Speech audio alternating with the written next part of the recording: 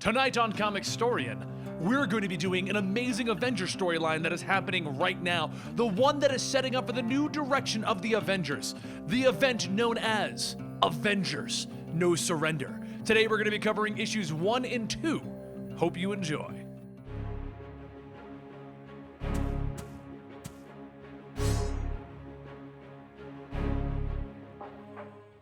Over in Texas, the not-so-known Avenger Miguel Santos sits undercover on a sting trying to pick up on some chop shop mechanics and decides he's gonna play a game of cards. As the next hand is dealt, the shop owner looks around the corner asking, "What the hell are you doing?" And the mechanics tell him that they're just playing cards with the new client. But the shop owner shouts, "You idiots! This isn't our client. It's a damn superhero. It's the living lightning." Miguel sighs as he pulls his glasses down, thinking that this was just supposed to be an easy undercover job. But since they know who he is, maybe he'll give them an autograph. A few seconds later, there's a loud boom and the entire garage explodes when lightning strikes down upon it. Once the smoke clears, the FBI agents move in to clear up the area, and Miguel fixes his suit and he gets ready to head out. Miguel tells his friend Dan that maybe they should go get some dinner, and Dan asks, "Just dinner?"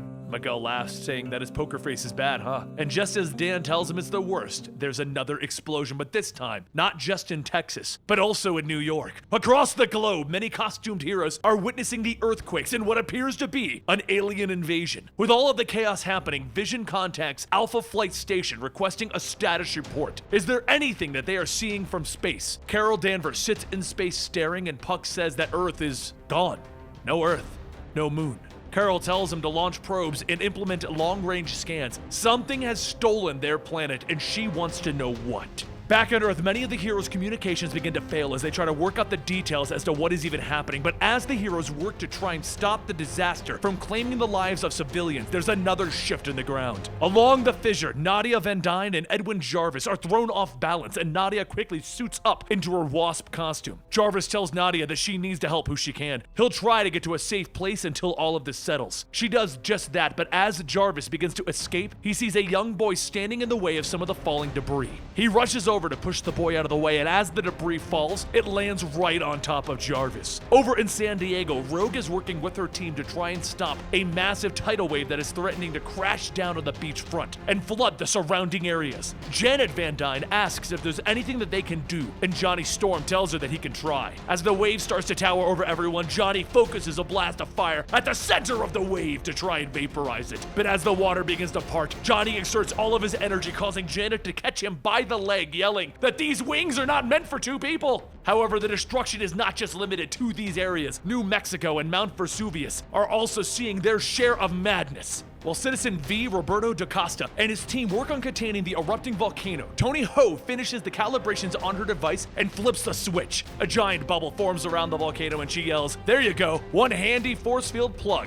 That should hold, for now." Roberto tells everyone good work. Now they just need to figure out where their satellites went so that they can contact. But Squirrel Girl Doreen Green says, we may have another problem that we need to deal with first. If there aren't supposed to be any satellites, what's burning in the sky? A flaming object begins to fly over Rome, and as it flies over the Colosseum, it stops, shooting down into the ground. Over in Washington, D.C., T'Challa contacts Steve Rogers, telling him that things are just as bad in Wakanda as everywhere else. This is starting to look like something cosmic. Steve tells him, "Cosmic really isn't in my wheelhouse. However, whatever's happening to Earth, all I can do is contain the damage. Hang on while Steve throws his shield to break a pillar from falling on a fleeing couple, and as he does, he stops. Not only him, all of the other heroes across the world, they all just stop in place. As everyone tries to understand what's going on, all of the remaining Avengers hear a call. Attention, all Avengers, active and reserve. This is a priority 1 message. Wherever you are, if you are receiving this, you are hereby called to assemble. All of the heroes begin to make their way towards New York, carrying what frozen-in-place heroes that they can. But before anyone can even discuss the situation, Nadia runs up screaming, "Jarvis!" She tells everyone that he was helping someone and there was an accident. He's badly hurt. He's at the hospital now. They have to do something.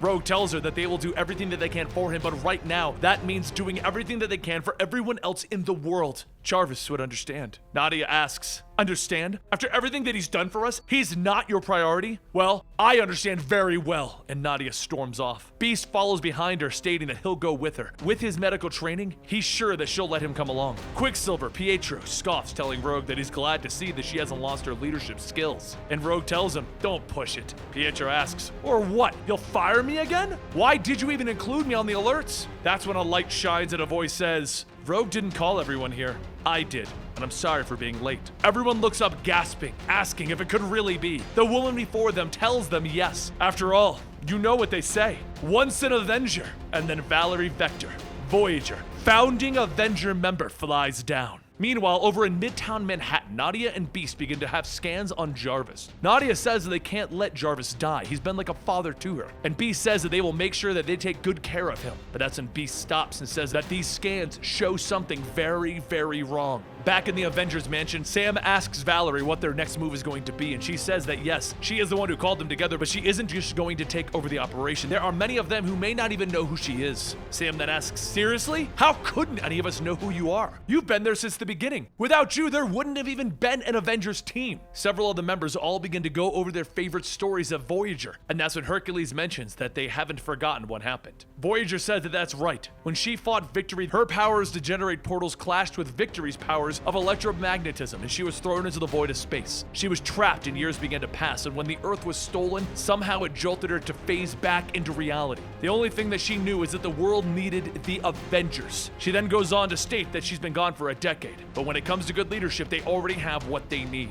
Everyone looks over at Sam, Rogue, and Roberto, and Pietro sighs, stating that he guesses so. But while the team figures out what the next course of action is going to be, over in Egypt, there's a storm that begins to form over the lands. Nearby, people run for shelter, and there's a loud crack-oom as lightning strikes down twice right next to itself. As the smoke clears, two groups appear at each of the spots where the lightning struck. On one side is the Black Order, and the other is the Lethal Legion. Without a word spoken to each other, they begin to charge to attack. But before each of them can even hit each other, there's a small explosion that throws everyone aside. A loud voice calls out that that will be enough. The rules of engagement must be followed. Another loud voice says that what his opponent speaks is true. Combatants may not engage until the pyramid is activated. Use this time to gather yourself and survey the battleground. Prepare for the trials ahead. Corvus Glaive looks at Captain Glory and tells him, next time that we meet, I will bring you death. And Glory tells him, you are welcome to try and prove it on the battlefields. As the two groups separate, they begin to scout the area, with Ebony Maw asking what shall be their plan.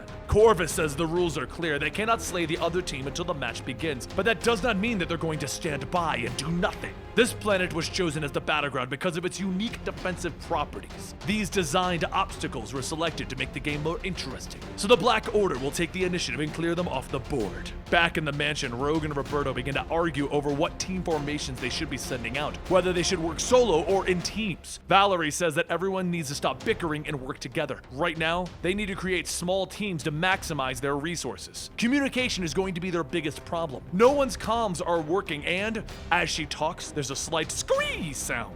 Pietro runs over to the computer to try and figure out what the cause of the noise was. And as Sam looks back, he sees an image of Corvus and his wife, Proxima Midnight, and he says that he's pretty sure that that noise is coming from them. Miguel asks who they are, and Roberto tells him the Black Order. Used to work for Thanos, they are as powerful and pleasant as that implies. Proxima calls out the Avengers, telling them that there is much that needs to be done, and you will only be on the way, so this is farewell. Sam uses Red Wing to see the surrounding area and then shouts, they're on top of us. They're directly above the mansion. Seconds later, the entire Avengers mansion explodes, with all of the Avengers inside. And there you have it. The Avengers are dead. Or are they? Subscribe to the channel because every week, we're not sure it'll be Wednesday or Thursday, but every week we're going to be bringing you an Avengers No Surrender episode until we bring this series to its conclusion. It will contain 2 to 3 issues per episode because this whole series is going to be like 16 issues. That is a lot of issues. It's a really long story. And oh my God, is this story amazing? I don't want to spoil what's happening, but it's amazing. Okay, don't forget to subscribe. I'll see you guys on Twitter. And if you want to join our community, come on over to Discord. The link is down below. We have an amazing comic book community where we talk about video games, comic books, pop culture, whatever is up for your fancy at the... Is fancy a word? How do I use that in a sentence? I don't understand. Anyway, I'll see you guys next time.